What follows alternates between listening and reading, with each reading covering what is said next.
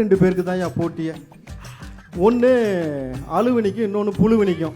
ஒவ்வொரு மண்டபமாக தேடி தேடி போய் அழுகுது அழுவினி. அவன் மண்டபத்து வெளியில் போர்டு வைக்கிறான், எப்பா கல்யாண வீட்டுக்கு வந்தால் கல்யாணத்தை மட்டும் பேசி ஒப்பாரி வைக்கிறாதான் போர்டு வச்சுக்கிட்டு இருக்கிறான். இன்னொன்று புழுவினி சொல்கிற பொய்யெல்லாம் பார்த்தோன்னா ஐயோ புக்கு போட்டால் கூட எத்தனை புக்கு போடுறதுன்னு தெரியல. என் ஃபோட்டோ ஒருத்தர் இராணுவத்தில் இருக்கும்போது துப்பாக்கியில் ஒட்டிட்டான். எப்படியே துப்பாக்கியில் ஒட்டிட்டானா, உடனே அவனை ஜெயிலில் போட்டாங்களாம். அப்புறம் திருப்பி 2 மாதம் கழிச்சு வெளியே வந்தானா, மறுபடியும் துப்பாக்கியில் ஒட்டினானா. ஏய் என்ன அதெல்லாம்? அண்ணன் கரெக்டாக தான் சொல்லிட்டு இருக்காரு. ஆமா அதான் நடந்துட்டு இருக்குது.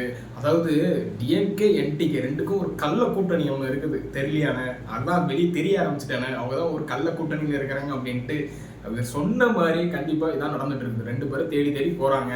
அங்கே வணக்கண்ணே என்னென்ன பண்ணுறது, விஜய் வேற ஜெயிச்சிட்டான், சரி ரைட், அப்போ நம்ம என்ன பண்ணுறது, நீ வழக்கம் போல் விஜய் கடி, நான் அதுக்கு கூட இருந்துட்டு ஒரு முட்டு கொடுத்துட்டு இருக்கிறேன் அப்படின்னு சொல்லிட்டு 2 பேரும் மாற்றி பேசிட்டு இங்கே அங்கே பேசணும்னா அதுக்கப்புறம் ஒரு விஜய் ஒரு கடி கடிக்கணும், இங்கே ஒரு பேசணும்னா அதுக்கப்புறம் திரும்ப ஒரு விஜய் அடிக்கணும். எந்த கல்யாணத்துக்குலாம் போயிட்டு வந்ததுக்குலாம் பாருங்க, அதுக்கப்புறம் விஜய் அவர்களை தான் கடிச்சிட்டு இருப்பாங்க, காரணம் இல்லாமல் கடிச்சிட்டு இருப்பாங்க. அது கூட சேர்ந்து இந்த இப்போ புது கொத்தடிமைகளாம் வந்து பார்த்தீங்கன்னா நம்ம டிஎம்கே ஜென்சி அந்த கொத்தடிமைலாம் சேர்ந்து கதறிட்டு இருக்குதுங்க. சரி ஓகே, எனக்கு தெரிஞ்சு நம்ம தாத்தா வேற, சாரி ஓகே நம்ம அப்பா வேற வந்து என்ன பண்ணிட்டாங்க, நம்ம இங்கே லண்டன் போயிட்டாங்க. அவர் வந்ததுக்கப்புறம் எனக்கு தெரிஞ்சு எப்படியும் பத்திரிக்கை எனக்கு 16 நாளாக இத்தனை நாளாக போயிருக்கிறாரு, எப்படியும் ஒரு 16 பத்திரிக்கை வந்திருக்கும். லைனாக நம்ம போக வேண்டியிருக்கும், பல ஒப்பாரிகளும் நம்ம பார்க்க வேண்டியது இருக்கும். நாங்கள் நல்லவர்கள், நாங்கள் யோக்கியர்கள், நாங்கள் நல்லாட்சி கொடுத்தவர்கள் என்று இவர்களால் ஒரு நாளும் சொல்ல முடியாது. நாம் தமிழரால் எப்பவுமே சொல்ல முடியாது, ஒரு நாள் ஆட்சிக்கு வரப்போறது கிடையாது. கொடுத்தவர்களை சொல்றாங்க. போற போக்கில் நாம் தமிழர் கட்சி ஒரு ஈஸியாக ஒரு அட்டி, எனக்கு தெரியலப்பா, எல்லாரும் நாம் தமிழர் கட்சியை தான் ஈஸியாக அடிச்சு போடுறீங்க. முக்கியமாக பார்த்தீங்கன்னா நான் சீமானை தான் ஈஸியாக அடிச்சு போடுறீங்க. 2 வருஷம் செஞ்சா பயிற்சி, ஒரு 5 வருஷம் எடுத்தா முயற்சி, 15 வருஷமா ஒண்ணுமே சீண்டாம ஒருத்தர் போட்டு உட்காந்துருந்தாங்கன்னா ஐயா 15 வருஷமா ஒரு இடத்துல அப்படியே கிடந்துச்சுன்னா அது போனோம். அண்ணன் ஒண்ணு தெரியாம பேசிட்டு இருக்கிறாங்க. அவங்க வந்து பயிற்சியும் எடுக்கல, முயற்சியும் எடுக்கல, அவங்க திருநெதி பிச்சை எடுத்துட்டு இருக்கிறாங்க. தெரியலையான இதை வச்சு அவங்களுக்கு தெரியலையான.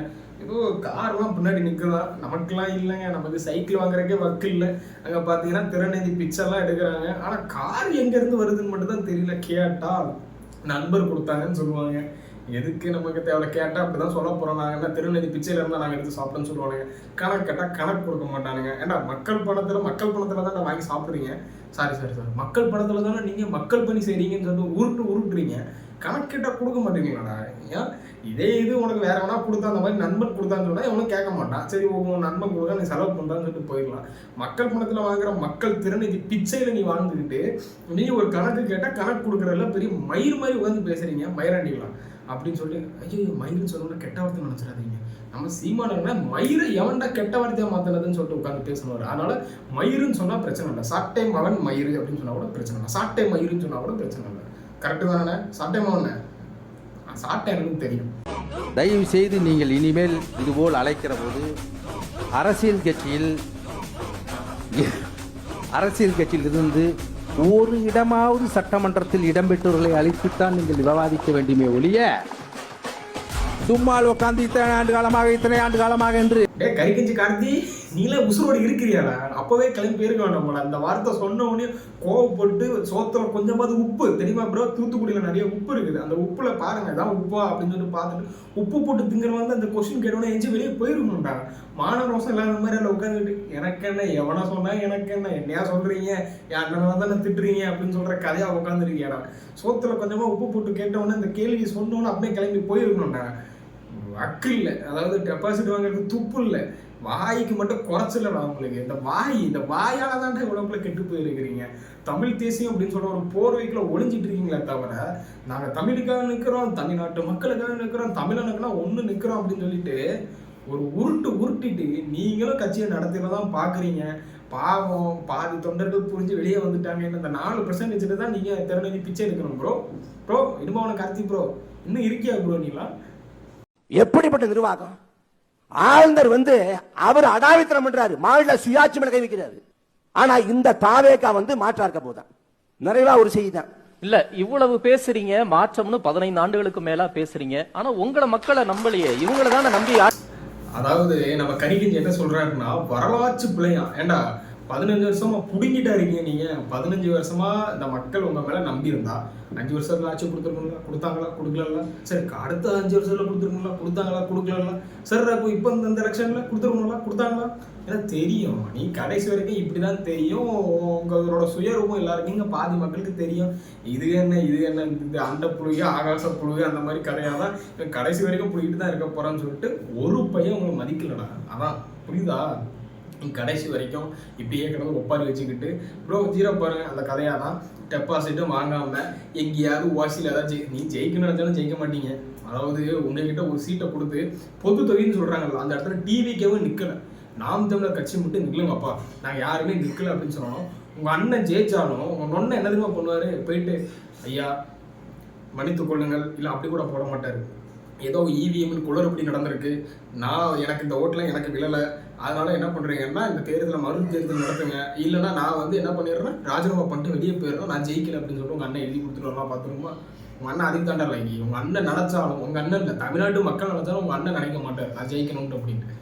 ஏன்னா அவரோட வேலை என்னன்னா நாம் தமிழர் கட்சியை எப்படி தோக்க வைக்கலாம் அப்படின்னு சொல்லிட்டு அவரும், அதாவது உங்கள் சீமான் அண்ணனும் அதுக்கு கூட ஒரு குட்டி சாத்தான் வச்சுட்டு ஏவி விட்டுட்டு இருக்காங்க பார்த்தீங்களா, அந்த குட்டி சாத்தானும் ரெண்டுமே போதும். முக்கியமாக பார்த்தீங்கன்னா குட்டி சாத்தானே போதும். ஏன்னா அது தலையினாலும் அது ஒரு இடத்துல கேம்பெயின் பண்ணணும் தோத்துக்கணும்னு நினச்சிக்கோங்க, அவ்வளோதான் முடிஞ்சிருச்சு.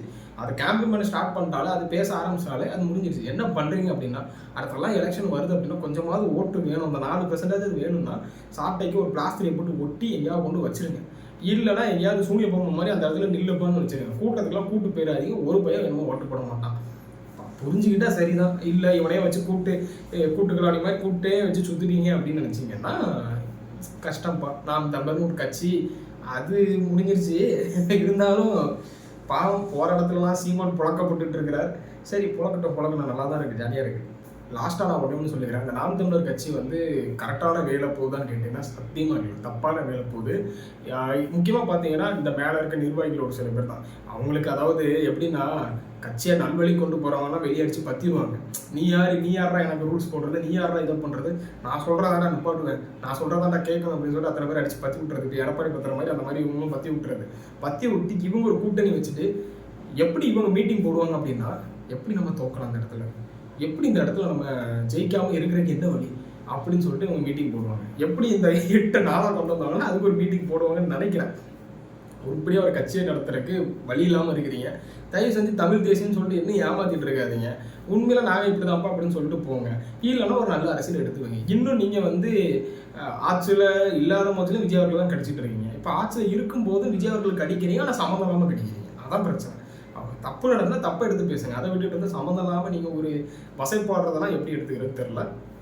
நீங்கள் இதை பற்றி என்ன சொல்லி கீழே கமெண்ட்ஸில் கமெண்ட் பண்ணுங்கள். சேனல் போய் சார்ந்தா கண்டிப்பாக சப்ஸ்கிரைப் பண்ணுங்கள். அடுத்த வீடியோ பார்க்கலாம். பாய்.